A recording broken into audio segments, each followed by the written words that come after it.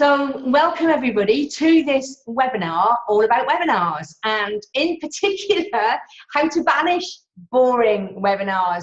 There's something which has become a bit of a trend now out there, is that people are getting fed up of the tried and tested webinar kind of formula that's out there. People are becoming more savvy now, and people are fed up of hearing the same old thing over and over again. So I'm thrilled that you've joined me this evening, and I am really on a mission to stamp out the boring webinar and to revolutionise the way that webinars are run, because there's no need for them to be the dreadful hot air and fluff that they currently are. So I'm going to just share my screen with you so that you can see what's going on. All right, so you should be able to see my screen now. I've got the chat open, so please do type away and ask any questions as we go through. But like I said, I'm really, really passionate about helping people to deliver webinars which are not going to have people falling asleep, you know, literally 10, 15 minutes in, because it's become a big problem and people are getting sick to the back teeth of it. Now, we all know that people do webinars because they build trust faster than any other medium, okay? People do webinars because they really are an amazing tool to help you get clients. They're a fantastic tool to help you sell your products and services. However, although done correctly, webinars can build trust faster than any other medium because of the whole know, like, trust factor. They can also destroy trust extremely quickly. And let me give you an example. And while I'm giving you my example, it'd be really cool if you type any examples that you might have of webinars that you've attended where, rather than building trust, webinars have put you right off somebody. But I was attending a webinar a few weeks ago, and the first thing that destroyed the trust and credibility with the person running it was very obviously automated. And they kind of made out that it was live, which is a big no-no. You know, there is a place for automated webinars, but it really smacks of inauthenticity when you pretend that they are live when they're not. Now, a lot of the software that came out was originally designed exactly for that purpose, to make people believe that the webinar was live, even though it was actually a pre-recorded one. But that really does nothing to build your relationship with the people who are watching. And people nowadays are much more aware, and they can see through it immediately. You can tell if it's a recording. All right, there's probably some audiences where it's not so obvious, but I would never advocate claiming that it's live when it's not. So that was the first big no-no that destroyed trust. The second thing, this person was talking about list building. And they were saying about, one of the things that they actually said that they did was that they used MailChimp. Fair enough, MailChimp is a great autoresponder. It's generally one that people use when starting out. And I'm imagining that this particular person wanted to build rapport with beginners, which is why they were talking about MailChimp and talking about how they use it and how they think that it's absolutely fantastic and all that kind of stuff. That's okay, you might think, except that somebody like me, who's a little bit more, you know, really, you're supposedly making millions and supposedly up there with the big boys and girls, but you're using MailChimp? I don't think so. Sure enough, I went and checked and they were using Infusionsoft. So don't claim to be using one piece of software when you actually don't use it, you use something else. Or say that you use both. And say, you know, I'm using MailChimp because I'm demonstrating how easy it is for beginners. That's not a problem. You know, you can really be authentic. You haven't got to pretend. You know, all you got to do is explain the difference, and people will get it. And don't say I use MailChimp all the time and I think it's brilliant. You know, bonkers, absolutely bonkers. And the other thing that they did was they came out with a whole load of quotes, which I happened to know belonged to somebody else and came out of a book written by somebody else. and the quotes are word for word, and they claimed that, you know, it was their own material. Again, don't do that. If you're going to quote somebody, say where it came from. So, I mean, this particular person was quoting Russell Brunson, and I am a huge fan of Russell Brunson, so I saw it immediately. All right, so yes, webinars do build trust, but they can also destroy it if you don't do it right. So I'm just going to have a little look. Some of you have put some things here. Yeah, the host went on and on and on about the offer. Absolutely, and we're going to talk about that as we go through. The ones that open with a 10-minute talk about them, absolutely, bonkers. You know, we're not interested, quite frankly. And again, I'm going to cover that as well. But I'm also going to cover why people do that. All right, so webinars can be little money-making machines. They are absolutely brilliant for selling your products and services, and that's why there's so many people out there doing them. But why not? One of the things that I'm really interested in, because I'm putting together heaps of webinar training, what I'm interested in is what stops you. So what stops you from running webinars? If you can type in the box for me, that would be really cool. Is there anything that gets in the way of you running webinars? Is it because you don't want to you know, do all these long, great, big, boring things, but on the other hand, you don't know what to do instead? You know, I'd be really interested in knowing some of the stuff that gets in the way. If you've just joined us, by the way, welcome. And I'm going to ask you if you can all mute yourselves so that it doesn't, you know, any background noise doesn't get picked up on the recording. Yeah, there are other priorities on the mountain to climb with all there is to learn. Absolutely. There is such a lot to learn, Chris. And yes, sometimes there are other priorities, but one of the things I want to get across is one of the priorities, obviously, is putting money in the bank. It's not all about money, but sometimes it's also about making a real impact on clients and, you know, getting your message out to as many people as possible and making a difference in the world. And webinars is a great way of doing that. So let's have a little look at the dilemmas. And, you know, I wanted to get straight into the content. So I am going to be going on quite a fast pace here. So here are the dilemmas, okay? You've got the same old blueprint, you know, the same script, and this doesn't allow for different audiences or trainer styles. And yet, if we don't follow the blueprint and script that we've been given, where do we start? Because running a webinar from scratch, you know, it can be quite a tricky thing to put together. How much personal story is needed to build credibility? Do we give this great big long, I mean, it's quite funny actually, because in the chat here we've got, yeah, I hate listening to 10 minutes. I saw somebody post the other day, they were 25 minutes into the webinar and they were still listening to the personal story and looking at pictures of the person's house. Hello, quite frankly, we don't care. The next dilemma, we want to give away great content, but without giving away the farm. You know, we don't want to give everything away. We've got to have something left over to sell. At the same time, we don't want to do a pitch fest, but we do want to sell our stuff. These are the four main things where it's tricky to get the balance. So that's what I'm going to be focusing on this evening and giving you, first of all, why people do it the way that they do currently, why I believe it should be done differently, and how you can actually make a webinar which is fabulous for people to follow and watch, really great value, and leads to sales as well.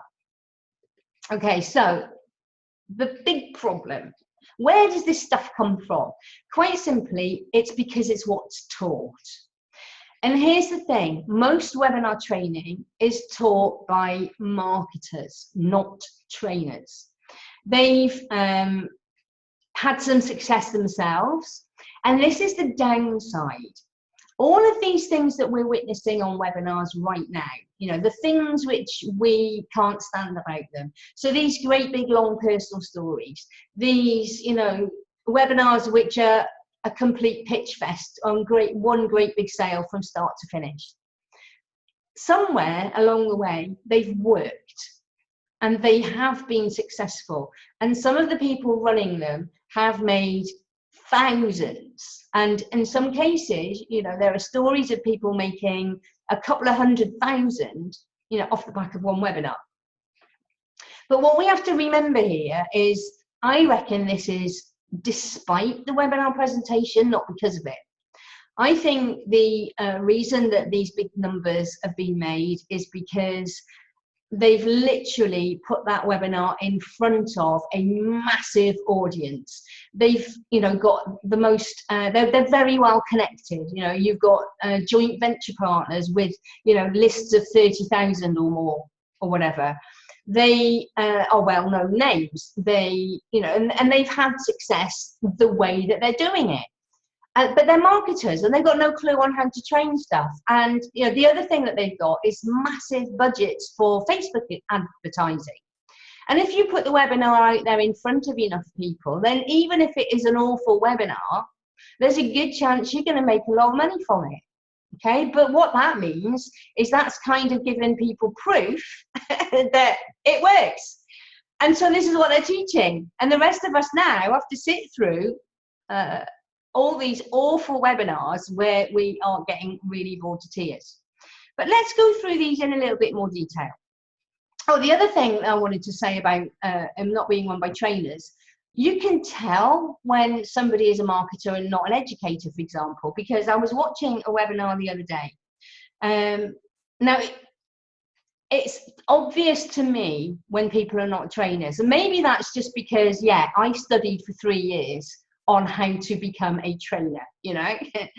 But I was watching a webinar where there was somebody again who's made several $100,000, you know, dollars, and they were recording some live training when they were stood in front of a whiteboard.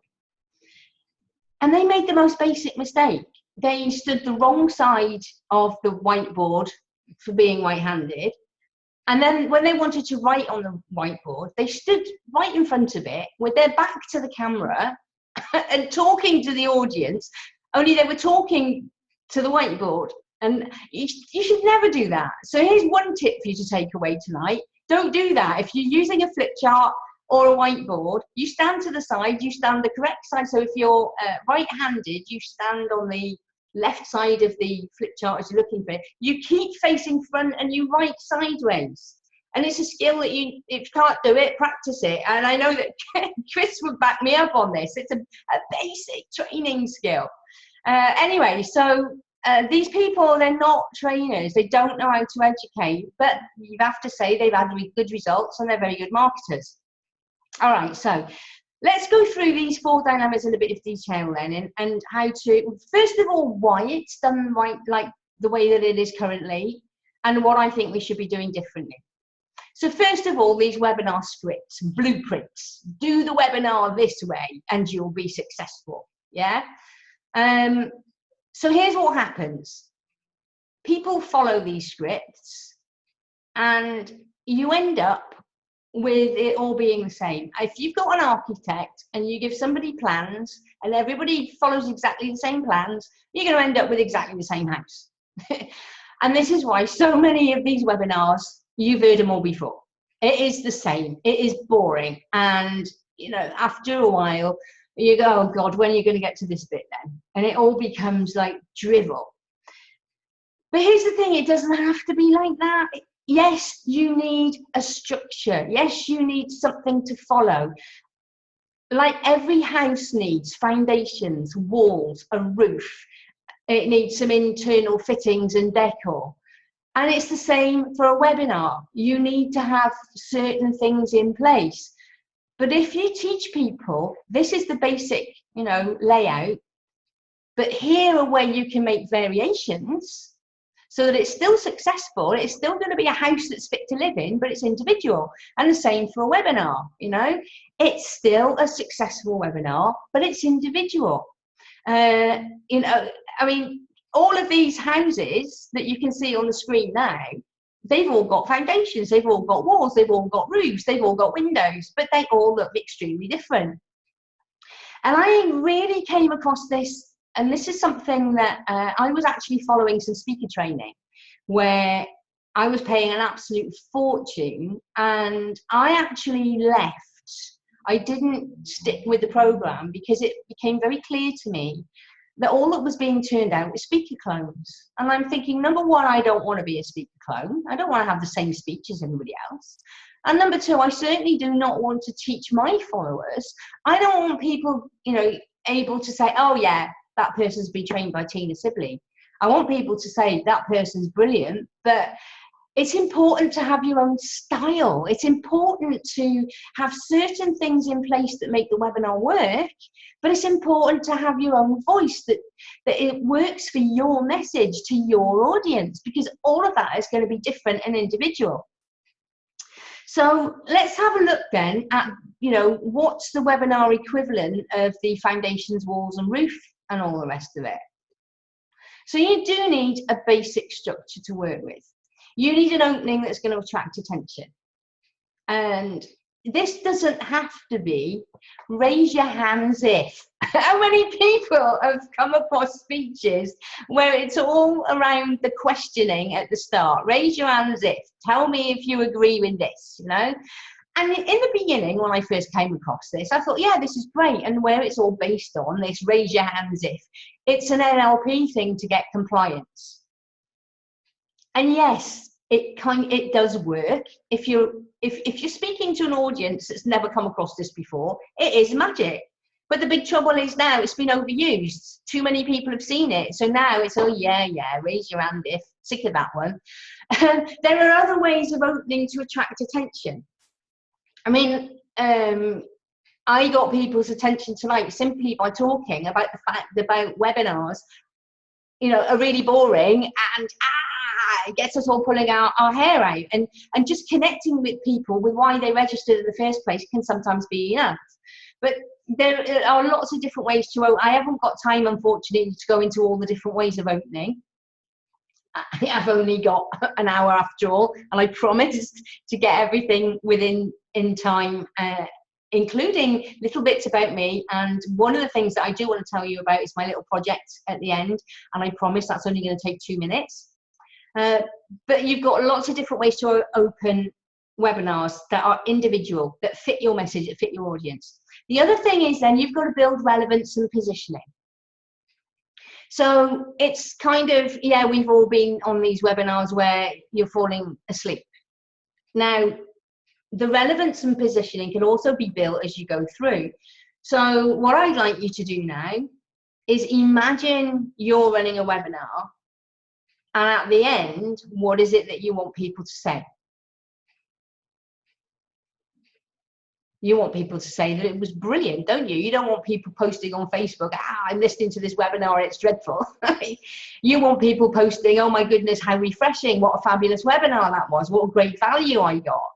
And if it's done right, not only are you going to build trust, and you're going to be able to really nurture the relationship that you have with your followers, but you'll start making money and start, making sales, and without having to resort to all sorts of techniques to trick people into buying. It's not what it's all about at all. It doesn't have to be that way.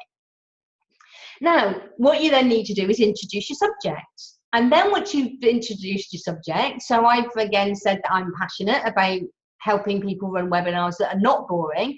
What you've then got to do is deliver great content. You've got to give people something meaty that they can take away with. Then you've got to, just come to a natural conclusion and tell people how they can learn more. And that's where you now lead into the next step, which, yes, it's your sales pitch.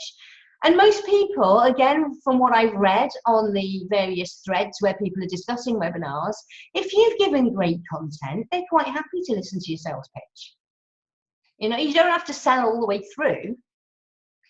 What you do need to do is build desire all the way through. And again, that's something different that I'll come on to shortly, so that people think, yeah, wow, I like this information and I want more where that came from. Thanks very much. And then, of course, you just do your recap, take any questions, and bring the webinar to a close. It's quite simple. This is like the floor, the walls, the roof, it all needs to be there. And there are little things that you can do to make it individual. Yeah, absolutely. Deidre's saying I do an outline for a webinar script, so you're not reading word for word, and that's exactly it. One of the things that I do, and you won't see this on the recording, but for those of you who are on live, I'm just going to hold this up, and you can probably see it. I just put some little notes. Basically what I do is I just print out the slides, and then I make some scribbles, you know, things that I want to say on that slide, so that I can follow it as I'm going along. Because it's not good to have a script that you read out anyway. That's really robotic. And how can your passion come out if you're reading word for word from a script? It never works. So, but you do need a structure to follow, and there's certain ingredients that need to go in there.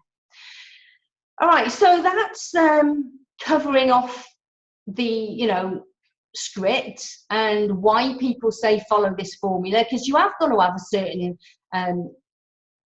route map, if you like, to follow, so you don't get lost and so it doesn't rambling. And also you do have to have certain things in there which help lead towards a sale, like for example the relevance and positioning. Without that, you might give a great educational webinar but people might not buy. Yeah. All right, so let's talk about this dreaded story. This is the next thing that comes along. Often I've seen webinars start with the personal story. First of all, it should never start with the personal story. It's all about them. Quite frankly, that, you know, I don't give a damn. It's super boring. It should always be about the audience to start with. Okay, so in the structure, it's about the opening, and then, as I say, it's relevance and positioning, and you should always position your audience first, not you. You do need to position yourself, but later on. The first thing is it's all about the audience, it's about them, it's about their headaches, it's about their problems, it's about, you know, they want to know, they come on the webinar for a reason, to know how to do something. So tonight, it's all about how to avoid boring webinars. So you get into that, you start talking about the topic, then you get interest, and then as you go through, you can start telling little bits of personal story. But you've got to first of all position the audience and then position your subject. And then you've got the right to say, oh, and by the way, here's a little bit about me. Okay. Now let's have a look at, again, why people do this. Why are the experts teaching about this story? Well, first of all, there is a reason that people tell, you know, people teach that you've got to tell this story. It's about gaining interest. It's about building credibility and building rapport. And the thing that people don't seem to have actually grasped is it's very different if you're, say, speaking on stage, giving a motivational speech, to giving an educational webinar in front of a camera. You know, two different animals. Okay, yeah, if you're on stage, you can be a little bit more inspirational and you can start, you know, perhaps sharing a bit more of your story. And again, it does depend on time. Yeah. Again, on stage, you've got a bit more of a captive audience. People are not going to, you know, just, well, I suppose some people can get up and walk out, but they're less likely to get up and walk out of a room than they are to, you know, click away onto another browser on a webinar. But even just because you've got a captive audience doesn't mean you should bore them with a long personal story which is not relevant. But as long as you know the concept behind why, it's important. So yes, you want to gain interest. And one of the reasons people teach the stories the way that they do is because great storytelling follows the hero's journey. You know, all great films, all great movies, you know, books and all the rest of it tend to follow the format of the hero's journey. But the trouble is, you're not teaching, you know, when you're teaching stuff, it's a webinar, it's not a movie. I can't say any more than that about it. Yes, you want to be interesting with your story, but now is not the time or the place to give this long, boring personal story. People don't care right now. You haven't got time. The other thing is they say it builds credibility and builds rapport, but we've seen that it doesn't. It actually does the opposite and it turns people off. So, first of all, Keep it short, keep it simple, keep it relevant, and keep it in the right place. Now, the other thing is, like I said, a lot of the people out there are teaching to start with it. Oh, there's nothing worse than the personal story. It started when I was 6. Oh, God, you want to turn off already, don't you? You don't need people's life history. Okay, so how and where do you tell your personal story? It doesn't all have to be at the start and the opening of a webinar. All right, you can build all this credibility. You can tell people about yourself in different ways. And let's face it, yes, there's curiosity. People do like to know a little bit about who it is that's teaching them. But nobody wants to be forced into it. And if you build a tribe of followers who are going to watch more than one webinar, do you really want them to sit through that personal story over and over again? I think not. All right, so here's what you do. You tell some of your story before the webinar. Now, like I said, tonight, this is just an impromptu meeting. If I'm running a full-blown marketing webinar, one of the things I'm going to do is I'm going to send people to a pre-webinar page. And on that pre-webinar page, I'm going to have different things. And I'm going to talk a little bit more about some of the other things I'm going to have on that page as we go through. But one of the things will be a video of my story. Now, this is where you can tell your story in more detail. And this is where, yes, you can use some of the concepts in the hero's journey. Because it's a choice and it's not taking away from the webinar itself. People can watch it before the webinar starts. They can watch it if they're curious to know a little bit more about you. And a lot of people are curious and they will watch it. But if they don't want to, fine, they don't have to. Don't force it on them. The other thing that you can do is you can give little snippets during the webinar, but it doesn't have to be all in one block. You tell a little bit of story where it's relevant and where it fits. Okay, I've already told you a tiny little bit about me, even though I haven't even started yet about talking about myself much, but I told you I spent 3 years studying to become a trainer because I put it in the bit where it's relevant. Now, here's the thing. If you put it where it's relevant, people don't even notice that you're talking about yourself. And yet it still does the job of getting them to get to know you and to build your credibility. Yes? So there's lots of ways of doing this. Absolutely, Charlotte, the stories often sound so fake, and that's the problem, you know, and they don't connect because it's over-rehearsed. Absolutely, yeah. We don't want the over-rehearsed stuff, and that's the thing with the story. People go away, they write their story, they learn it, and it just comes out all wrong.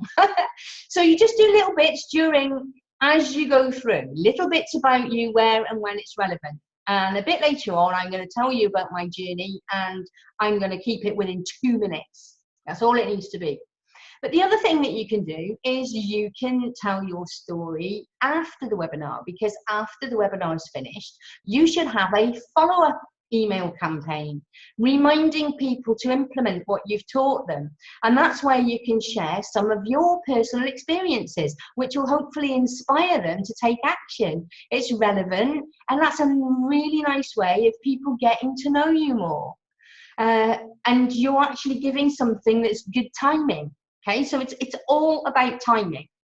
So on that note, let me tell you my little 2 minutes then about me. My journey, I've lived for the past 25 years in Plymouth in the southwest, which I absolutely love. Let's time this, by the way, okay? So, yeah, I lived in Plymouth, and my big passion, though, was to move, my big dream was to move to somewhere where the sun shone a little bit more. As much as I love Plymouth, I wanted to come and live in the sun. So that was my goal, probably for about the last 4 years. My big personal hobby is salsa dancing, which I love. And the big thing for me was I wanted to change the way that I worked. Now, as a trainer and coach, I had all the qualifications coming out my ears. Like I said earlier, I spent 3 years training just to become a trainer. Add the NLP, the coaching, the speaker training, blah, blah, blah, blah, blah. I got probably more letters after my name than, you know, what's in the alphabet. But despite all that, I bombed in terms of earning. I could not for the life of me convert that into clients and cash. I started off training when in the easy days when there was loads of training work available, and then it became more and more difficult to get your hands on it, more competition.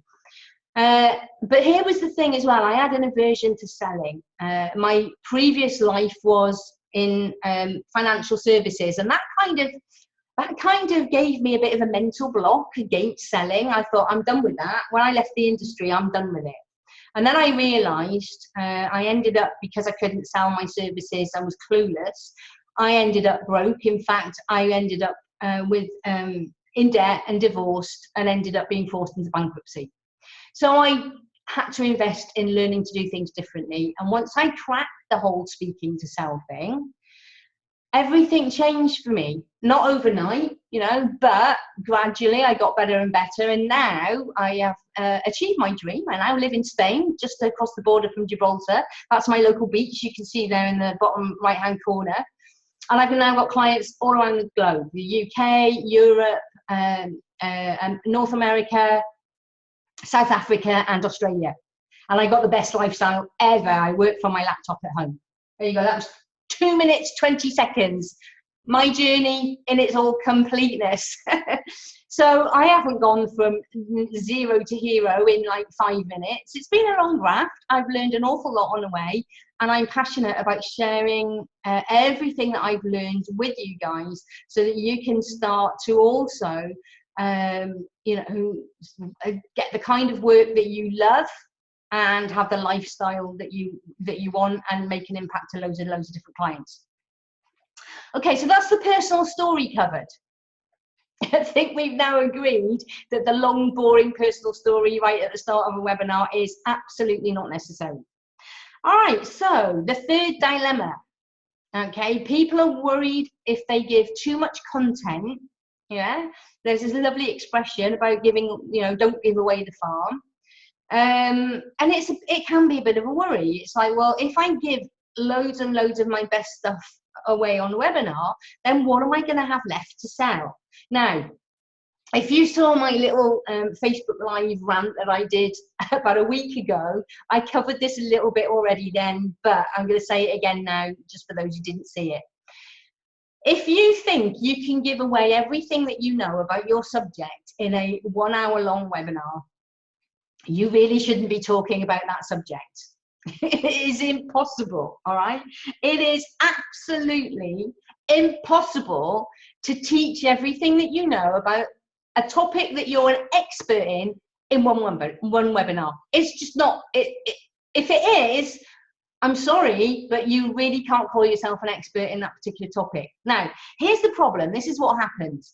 People talk about one area of their overall knowledge, and yes, they might, let's say for example I was going to do a 1 hour webinar just on Facebook Lives. I would probably exhaust all my knowledge on Facebook Lives in that time, but that's a minute part of the overall topic, which is speaking, and speaking to attract clients. So if you are giving an educational webinar about something which is pretty finite, you need to put it into context. You need to put it into the wider picture, so that people can connect the dots and they can see that actually you are an expert, but it's a great many things, but they all need to connect. It's no good, like, for example, giving a webinar on, I don't know, your favorite recipe, and then trying to sell something totally unconnected. I don't know, making videos. Yeah, it's all got to be relevant. It's all got to be connected, and you have to show that expertise. The other thing that's going to happen is if you do lots and lots and lots of webinars, taking a different part of your expertise, and let's say, and I made this mistake. I started off full of enthusiasm. It's about 4 years ago. I started off and I thought, I'm going to do a webinar on speaking every week.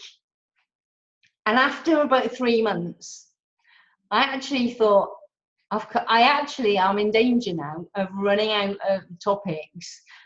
I'm not having anything to sell because I've given it all away for free. Duh. If you do that, then yeah, of course it's going to happen. So you don't do that. you have your sales webinars where you're giving away some good, solid, valuable content, but you keep the detail. It's about, you either go a mile wide on the webinar, or you go a mile deep, but you can't do both. Now, obviously, in your training, you can go a mile wide and a mile deep, because that's the whole thing of having expertise in a particular topic. Now, somebody who's got really meaty fields of expertise, there is so much you can do that you can really give good value content, and yet still get people fired up with wanting to know the rest that you've got. I mean, certainly when it comes to webinars, I could teach, I could probably teach for a whole week and not cover everything, and that's just with webinars. By the time I start adding speaking and videos and how to speak to sell and put that in a wider context of funnels, do you see where I'm coming from? Yeah, so you need to do this as well. Now, that's about giving the farm away. Now, here's another little idea that I wanted to give you. What you can do if you want to make your webinars different, and you want to give people different topics. So let's say you don't want to do the same webinar over and over again, and you want to give different tasters away, and you want to demonstrate a bit of your expertise. Here's an idea for you. You can do a webinar. Then what you do is you make that available only for a short time. So either people come to it live, and you might want to make the replay available for 24 hours. After that, it comes down. It goes into your online training product that you then sell. Okay, that gives you the ability to do different webinars full of meaty content, while at the same time building your next training project and your next training product, and then you sell that. Oftentimes you can then edit those webinars, take out the beginning bit, the end bit, and just turn it into a video, or you can just put it up as a recording of a live webinar training. Yeah, there's lots of different ways that you can do this. Charlotte is saying the webinars reaffirm the most important thing is to be yourself. Absolutely. And this is what I really want to get across to you, is that you've got the best way of attracting the right clients to you by being yourselves. And you can't do that if you're trying to follow somebody else's webinar script. Yes, you have to have structure. Yes, you have to have certain ingredients, but you've got to do it your way, with your passion, your enthusiasm, your message to your audience. Yeah. And trust me, there is so much One of the things when it comes to planning out your content for what's going to go on your webinar and what's going to go into your training is to start writing down everything you know. And one of the really good ways of doing this is to watch other people's webinars. And I bet you, especially about your topic, yeah? And then you go, I know that. Why don't I teach that in my program? Or you'll see things like I did the other night when I was watching this person training, and I went, she's standing in front of the whiteboard with her back to the camera. Oh my God, that's basic. I don't even teach that anymore. I used to teach that on Train the Trainer workshops. But I'm thinking, there's obviously still a need to teach that stuff. Yeah? So you write down everything that you know, and don't assume that other people already know it. That's one of the things we always forget. All right, so that's about your content. Now, here's the bit that we hate, the pitch fest, the webinar that is a complete, the entire webinar is about the product that they're selling. And the whole thing is reasons to buy the product. There's no educational content in that whatsoever. There's no value in that. Why on earth should I give up an hour of my time to listen to somebody else sell to me and pitch to me? Teach me something, and if I like it and want to know more, then I'll listen to your pitch. Hello, it's not rocket science, okay? But here's the thing. I've noticed that when people are doing webinars, it's one or the other. It's most of the time, it's either all pitch fest or there is no sale. And this was me. I used to be really guilty. When I first started doing the whole, speaking, and whether line on stages, yeah, or when it was online doing webinars. Now, I had a background in training. I had a background in speaking. I studied speaking. So whenever I went and spoke on stage, I knew I could give a great talk. And at the end, loads of people would always come up to me and they would say, best training I've been on, fantastic, loved it. But here's the thing, nobody bought. What? You know, I used to believe naively that if I gave an amazing talk, that people would say, how can I work with you? You know, can you do some training for me? Can I have some coaching with you? Can I have some mentoring with you? And sadly to say, no, that doesn't happen. I used to think that if I impressed people enough, they'd be clamoring at my door wanting to buy my training. No, sadly, that doesn't happen. So what people have taught is how to sell, but then they go too far the other way and it becomes all about selling. No, it's a balance. Like everything else in life, it's a balance. You have to do a little bit of both. And this is all part of how, again, I've given you a bit of a basic structure tonight. There is more to that structure, but you have to see that, see desire all the way through, and you have to build naturally. And then you actually don't, have to assume that people will come and just ask you for what they want or need.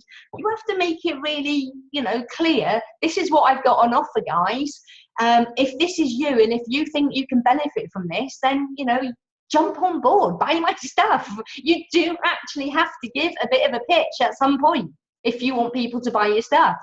But the trouble is, for most people, it's either one or the other, and it needs to be both. All right, so, and here's the other thing as well. The whole selling thing, it's not just about how much is education versus how much is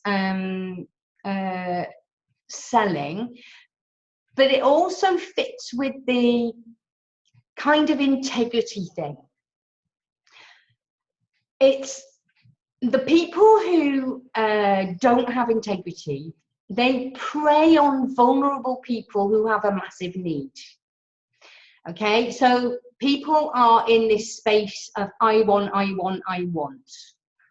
And the unethical salespeople out there, they jump on that. And they prey on people who are desperate. They prey on people who are in such a place that they end up pulling out their credit card and spending more money than they can afford on a program which in the end often does not deliver and doesn't fulfill its promises. Okay, that is manipulative, it's unethical, and it's one of the things that puts people off. However, on the other side, you've got the whole respect, ethics, integrity, and honesty thing. And I believe you should have all of those things. But if you have respect and ethics and integrity and honesty, but you fail to tap into the needs and desires and wants of your audience, then you'll have an amazing reputation, but you'll have an empty bank balance. So again, you have to do both. You have to do a balance. You have to have respect. You have to act with honesty and integrity. I mean, I've given people refunds because not because they've asked, but because it wasn't right. For example, a couple of years ago, I advertised a boot camp, but I didn't really promote it very well. And in the end, I didn't get any takers by the cutoff date. So I thought, oh, well, that's that. I went off on holiday over Christmas and New Year. And when I came back, because I actually went away, it was when I went out on holiday to Gibraltar. And when I came back, I found that somebody had signed up for this boot camp and they paid me some money. And right at that point, it was money that I actually could really have done with. But I thought, I cannot, in all consciousness, and I cannot sleep at night and take somebody's money knowing they were the only person on it, because part of the whole thing that I was promoting was like a shared experiences and shared learning. So I refunded the money and I said, you know, thank you so much for buying. I'm really, really sorry, but I didn't promote it well enough. I didn't have enough takers and it wouldn't be right to take your money. However, what I did do is I gave them some free training that I normally would have charged for as a sweetener and said, look, if I run it again, you'll be the first to know. And then about a year later, I ran a mentoring program. This person was the first person to buy a VIP mentoring plan from me because they remembered the integrity and they appreciated it, and they sent me the most fabulous email saying how rare it was. And honestly, if you've got the right ethics and integrity and you work with you know, tapping into people's desires, you can have it all. So again, it's great. Give people great value, give people content, tap into their desires and needs, and hold a space of respect, and you cannot fail. You really cannot fail. I truly, truly, truly believe that. Okay, so how do we do this then? How do we stimulate desire in a way that's not manipulative? Well, first of all, yes, people do need to sometimes change. They need to learn. They, like, for example, I'm passionate about helping coaches, trainers, and consultants to get to a place where they can attract very easily clients. I know the pain of not being able to do that. So you've got to build a picture, you know. Yes, it's, you know, the picture that I build with my audience is you don't have to spend all your, you know, days chasing around the country, getting worn out, spending all your time away from home, living, you know, in your car and out of hotels. You can work from home. You can get VIP clients, you know, working over the internet. And how would it be if you could do all these things? No, you don't have to spend hours networking, talking to people, you know, that are not relevant, etc., etc. So again, I'm not going to do this fully now because that's not the purpose of this webinar. But you need to stimulate the desire by building a picture for your audience of what it could be like to actually, I got a typo there. It should be get them to imagine having it. All right, so you know, imagine if you could really connect with your audience in that way, and you could get people buying without being bored to death, you know, and not having to sit through a webinar where they're kind of getting witless. Okay, so you've got to stimulate the desire and also bring in, this is all part of the structure that I teach, but something that's really important is increase the emotional connection.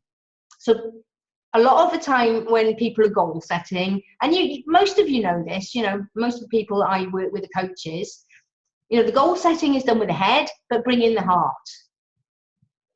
Okay, and how are you going to feel when you have a webinar that delivers this? What's it going to be like when you can quit taking, you know, work that takes you away from home, or, you know, working with clients that you can't stand working with? I mean, I used to do a lot of corporate work. I used to do NVQ assessing because I had to pay the bills. Oh my God, how I hated it. Imagine what it's going to be like when you can say no to the work that you currently take because you have to pay the bills. And if you can work all the time with amazing clients. I mean, I'm so lucky. I can't tell you, the clients that I have are the best. It's not like work. I love it. All right. So you bring in the feelings of your audience, and it's everything then becomes natural. Okay, so to recap then, the 4 dilemmas and the things that create those boring webinars is, first of all, there's one blueprint that everybody's working from, which creates webinars that are all the same. You've heard it all before and it's boring.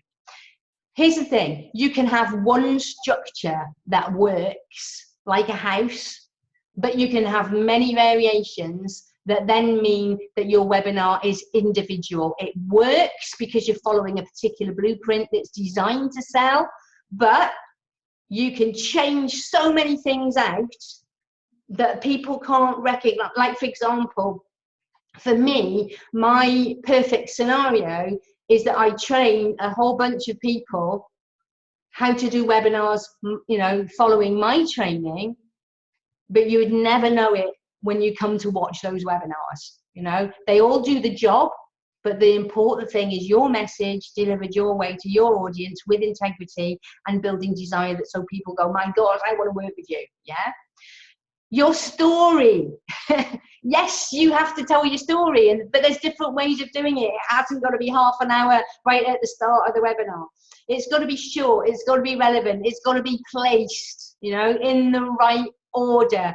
And look at all the other ways of telling your story through videos beforehand and email campaigns afterwards and so on and so forth.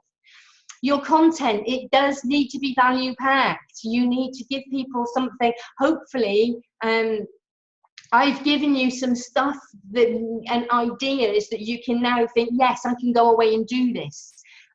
But like I demonstrated all the way through, yes, there's more to learn. You know, there is so much more to learn, and you've got to demonstrate this with your audience. And then the pitch, the education sells the rest. If you do the education right and then say, oh my gosh, there's still so much more for you to learn, then people are naturally going to want to follow you. So that's basically the webinar presentation. But what I want to do is put the webinar now into a slightly wider context. All right. The webinar, as you'll see here, is just one part of the overall funnel. The webinar sits within all these other things, and all of it follows the age-old formula of AIDA, which is, it actually starts with attention, but online we tend to call it attraction more nowadays. Interest, desire, and action. And this was first actually published in 1921, so it stood the test of time, and it's as relevant today as it ever was. But it's all about what you do before the webinar, what you do afterwards, how you lead people through. All of it is super, super important. And the thing is as well, when it comes to webinars, it's all about one thing, and that is attracting more clients or customers, building a relationship with the customers and clients that you already have, and then leading them on a journey from where they are now to where they want to be. And you can take them, and webinars can play a part in lots of different parts of that journey. It can be the attraction part. It can be what converts them from followers into buyers. It can actually be how you deliver your stuff as part of masterclasses. There are so many ways that you can use webinars, but the whole thing for me is it's about attracting more clients and customers and making more money. So I'm just going to ask, have you got any questions? If you've got any questions on what we've covered so far, please do type in the chat box. Let me know your thoughts as well. And one of okay, Chris, a couple of quick questions. Is there generally a best place to include the main pitch, middle or end? Okay, the main pitch should be towards the end. Now, here's the thing, there's lots of different ways of doing it. You can do a pitch in the middle, and you can give away some more secrets towards the end, because, and that's one of the ways that I actually used to teach, is that, okay, I'm giving you some stuff here, but stay to the end because I've got some extra special training for you and I've got a special download. But again, do you know what? That's the way that a lot of people are doing it now. Let's dare to be different. What if you gave all your education at the start and then did the sales pitch at the end? If you do it correctly and you seed the desire all the way through, then people are going to be curious to hear what you've got to say about the sales pitch. Yeah, they're going to be, yeah, well, let's listen. I might be interested, And then when you describe what it is, they're either going to say, no, that's not quite what I'm looking for right now. Fine, and again, buyers buy at different time in a different place when it's ready for them. Or they might, look at the price and go, oh my God, that's brilliant, I've got to have it. Or they might say, actually, right now, that's a stretch on the budget and it's not the right thing for me right now, but I really like this person, so I'm going to keep in touch and I'm going to keep an eye out and I might buy in the future. Yeah, does that make sense? How often can you run the same webinar with a decent attendance? That depends on your joint ventures and your advertising budget. I know people who run exactly the same webinar weekly, and they get a decent attendance on it. I'll be honest with you, if you're just doing it organically through your current friends and email list, that's difficult. And in fact, it's a really good question, because I did the most amazing webinar. When I kind of invested some money in learning the whole speaking to sell thing, and I did a webinar and I made $16,000 from the one webinar over a period of about a week and a half, which is about £10,500 for those in the UK. As you can imagine, I was over the moon. And then I ran that same webinar several times over the period. The first one I did was in May. I ran it again several times over the summer. But here's the problem. And I didn't earn anywhere near that amount again, because I struggled to get the attendance. Because the JVs that I was working with, they didn't have very good lists. They didn't have a very strong following. And I was getting to the point where my conversion rate was through the roof. I mean, I was converting 50, 60%, but my attendance rate wasn't very good. And when I started running it to my list, I started then changing out some of the topics so people watched. But here's the thing, after a while, those who were going to buy had already bought. And what happened was my results kind of took a real downward trajectory. And you can imagine what that did to my confidence. I hadn't got worse. The desire, the product hadn't got worse, but there comes a while after, if you fish the same pond over and over again, you've taken out all the fish that you're going to catch, if that makes sense. If, however, you've got marketing channels such as lots of JV partners and Facebook ads, and you can get a decent attendance, crikey, you can run the same webinar week in, week out and make a fortune. And that's how the guys who say that they're making big money do it. They spend a lot of money on Facebook advertising. They get the right thing that works for them, and then they spend a lot on Facebook advertising. Plus, they've got amazing joint venture partners. Are there certain marketing channels that you find more effective in drawing attendance?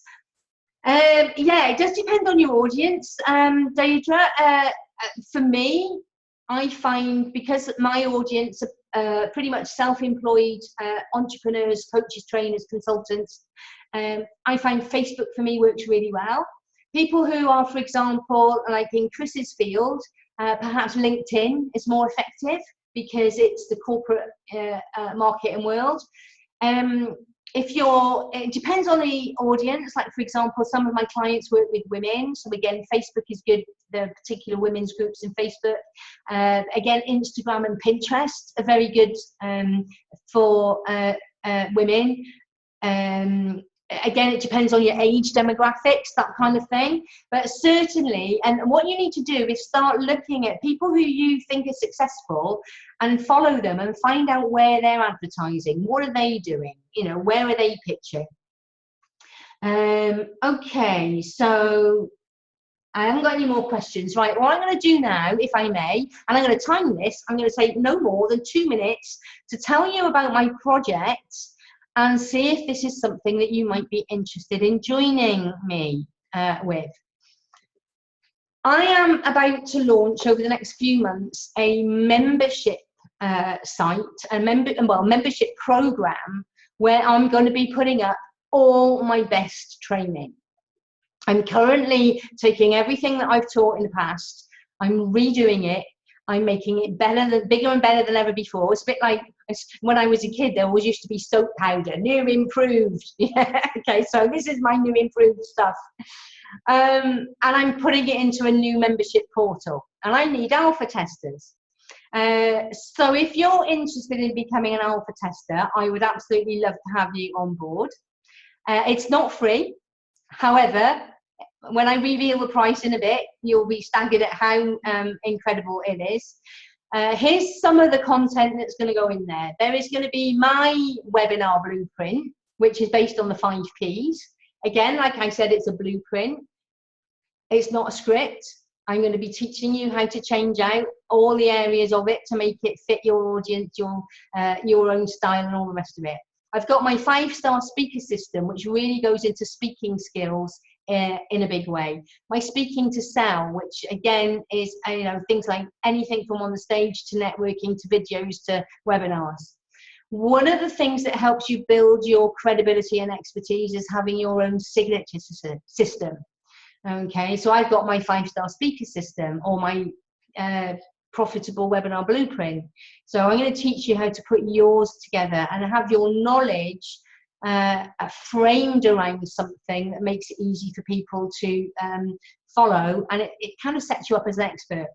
I'm going to talk to you about the overall sales funnel and how to attract clients through at all stages of the sales funnel and webinar funnels as well. And then I'm going to put together some amazing training on all the different ways you can tell your story. And, different places require different ways of telling your story. So that's all going to be in there. I'm going to be doing loads of training on videos, everything from Facebook Lives to YouTube Lives to Instagram videos, and how to do editing and all sorts of different things. Now, the membership content is also going to have a member-only masterclass periodically. It's probably going to be fortnightly. Initially, to kick off, I might even do it weekly. There'll probably be some months where it's only one a month, like if, in the middle of holiday period or something like that. And I'm also going to do regular Q&A sessions as well. So there is absolutely heaps that is going to go into this membership. And what I want to do is stimulate a community where everybody's helping each other, where everybody's learning together. We're all on this same quest of, starting to attract clients, but in a way which is ethical, in a way that's from the heart, but in a way that enables you to sell elegantly, and so that it's not a question of being amazing and broke, or a right Shylock and rich. There's actually the middle ground where you can be fantastic, amazing, and build up some really good, funds in the bank balance as well. So that's the content. Now, when I launch, at some point in the future, I'm aiming at this to be $97 a month, but when I launch, it's going to be $47 per month. However, because I want alpha testers, I want people to test the site, I want people to test the new webinar platforms that I'm using, I want people to feed back to me if you find typos or something's not working. I'm looking for alpha testers, so it's not going to be $47 a month. You're going to get lifetime access for a single one-off payment of only 47 bucks, which is about 35 quid in English money. I'm absolutely, my coach thinks I'm crazy, but the whole point is I want to get a critical mass. So I want to get lots of people on board to stimulate a really thriving community. So if that's something that you'd be interested in, let me know. Actually, what I'm going to do, I haven't even built it yet. If you come on board now, I promise I will run the first webinar and the first masterclass next week. So if you've enjoyed tonight, again, like I said, there's so much more where that has come from. And if you enjoyed that, I want to get into the detail and into the nitty-gritty. I'm going to just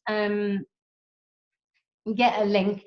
All I've got, and I literally right now, if you go for it, I will be very delighted, but I must warn you, right now, there is nothing to get your hands on, but I promise if you join, I will run a masterclass next week, and I will, in fact, what I'm going to have to do, I'm going to have to come out of my screen sharing. Okay, I'm going to have to come out of my screen sharing and get you the link, because I've got a PayPal button. It doesn't take you anywhere.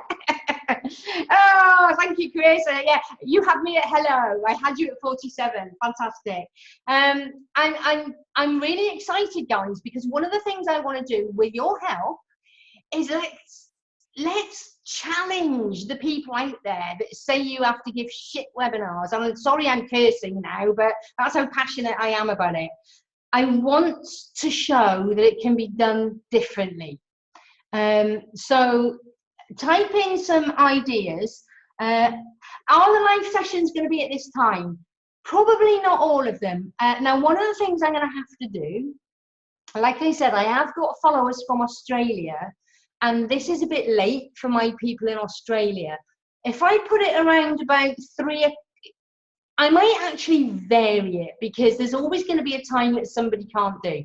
Like, for example, if I pick 4 o'clock my time, which is 3 o'clock in the UK, which is 10 o'clock New York time, I can just about pick up the mountain time and Pacific coast of the States, because it's early in the morning for them. And I can pick up my clients in Australia where it's 11 o'clock.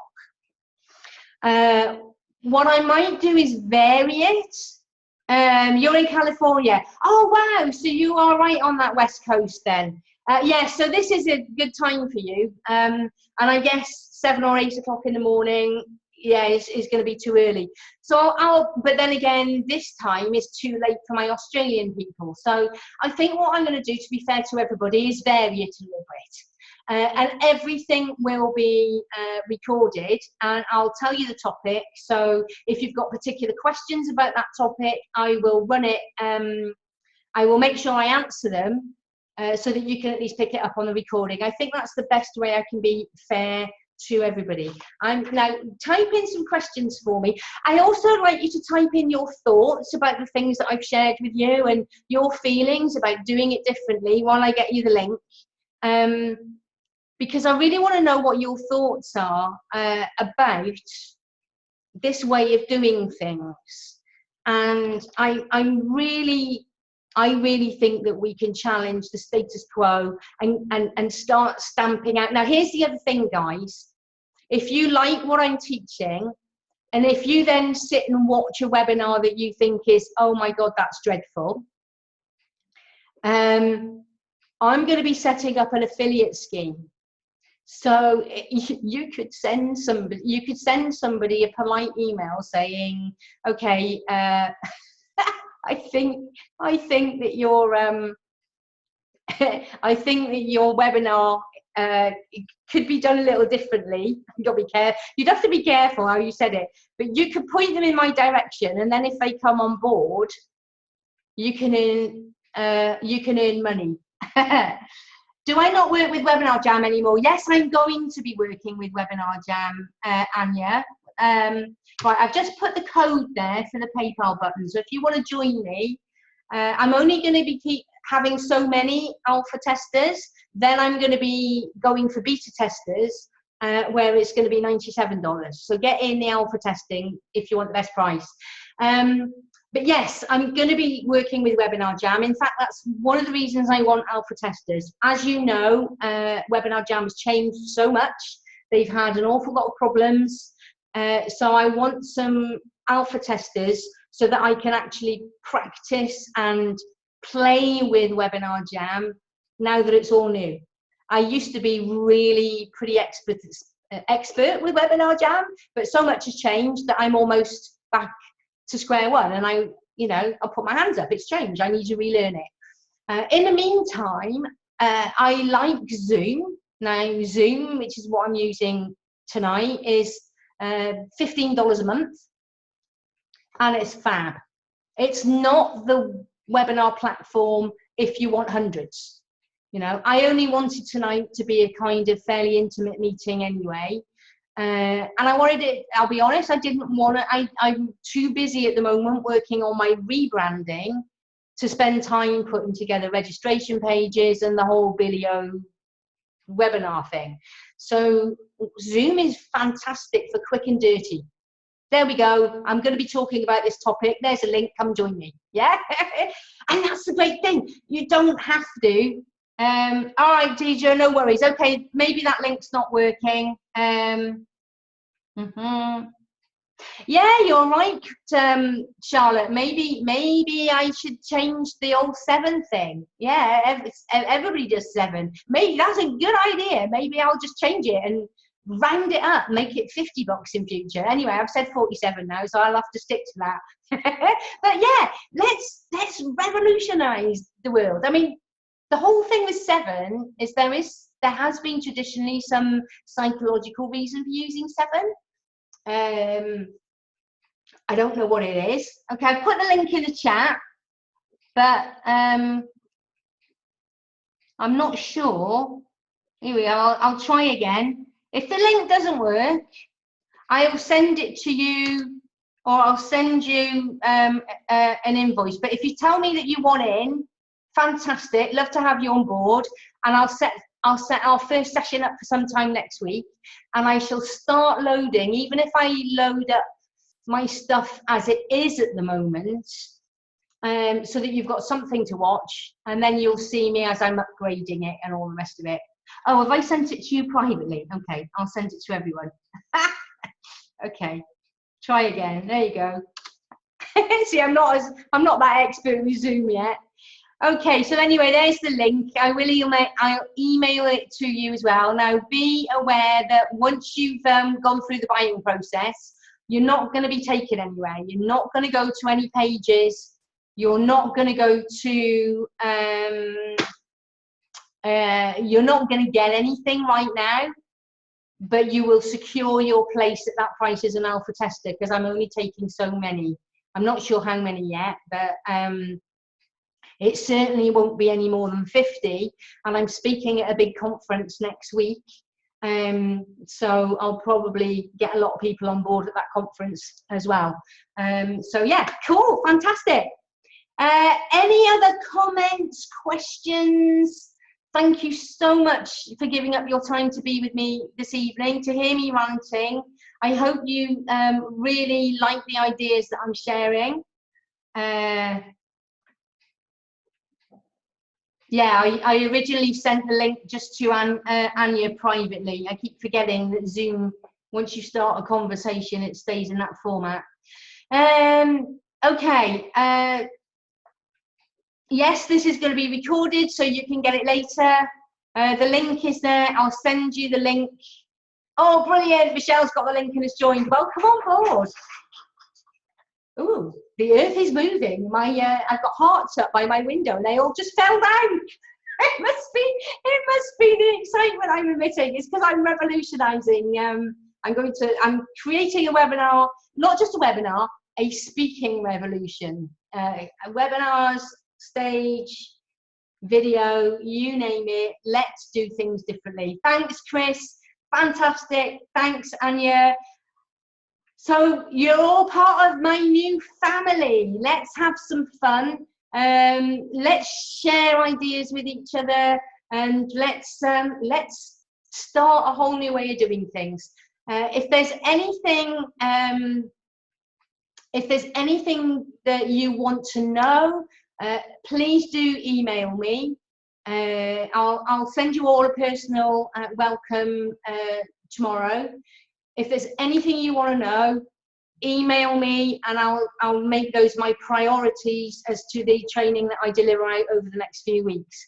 If you've got any questions at all, and I'll set up a private Facebook group as well, just for members only. I've got my open Facebook group, which is for everybody, but I'll set up a new private group. In fact, I think I've already got one for previous people who bought from me, and there's not much happening in it, but I think I'll probably just resurrect that one.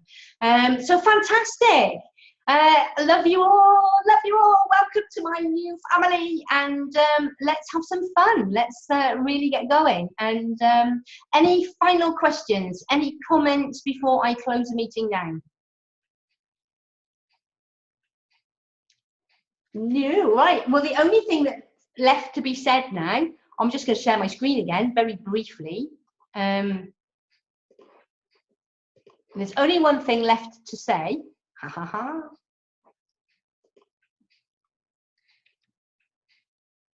And that is, come on, move. There you go. Let's get webinaring. Let's get funneling, and let's get making money together, but in a way that's ethical and where we can hold our heads up high and sleep at night. So that's it. I already took the question, so that bit's a bit irrelevant. So let's go back. Okay, fantastic. In fact, I'm going to come back to me to say bye. I'm so excited. I know that there are better ways of doing it. So have a fabulous evening, have a fabulous day, depending on what time it is in your part of the world.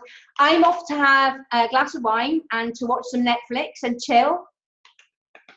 I wish you all an incredible evening. And yes, welcome to the revolution. Bye, everybody. Take care. Bye-bye.